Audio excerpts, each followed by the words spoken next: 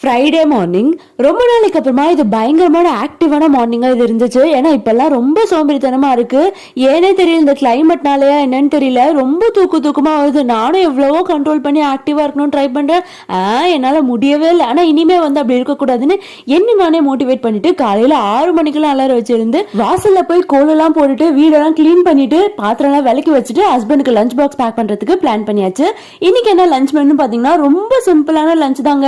தயிர் சாதமும் பீன்ஸ் பொரியலும் பண்ணியிருந்தேன். ஏன்னா நேற்று நைட் வந்து ஹெவியா சாப்பிட்டுருந்தோமா, அதனால இன்னைக்கு லைட்டா சாப்பிடலாம்னு சொல்லிட்டு தயிர் சாதம் வந்து பிளான் பண்ணியாச்சு. ஹஸ்பண்ட்க்கு லஞ்ச் பாக்ஸ் எல்லாம் பேக் பண்ணி அவங்களுக்கு டாடா சொல்லி அனுப்பிட்டு அதுக்கப்புறமா தான் குளிச்சு ஃப்ரெஷ் ஆயிட்டு ஃப்ரைடே பூஜைக்கான வேலையெல்லாம் செஞ்சிருந்தேன்.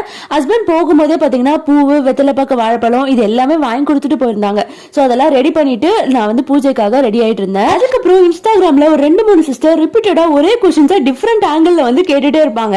அது இப்போ வந்து நான் கிளியரா எக்ஸ்பிளைன் பண்ணா அவங்களுக்கு யூஸ்ஃபுல்லா இருக்கும்னு நினைக்கிறேன். அவங்க கொஸ்டின்ஸ் எதுவா இருக்கும் அப்படின்னா, நீங்க எப்ப வந்து விளக்கு ஏத்துவீங்க, ரெகுலரா ஏத்தணுமா, விளக்கு எப்ப குளிர வைக்கணும், என்ன நெய்வேத்தியம் வைக்கணும், நெய்வேத்தியம் வச்சுதான் சாமி கும்பிடணுமா அப்படின்ற மாதிரி கொஸ்டின்ஸ் தான் அவங்க கிட்ட இருந்து வரும்.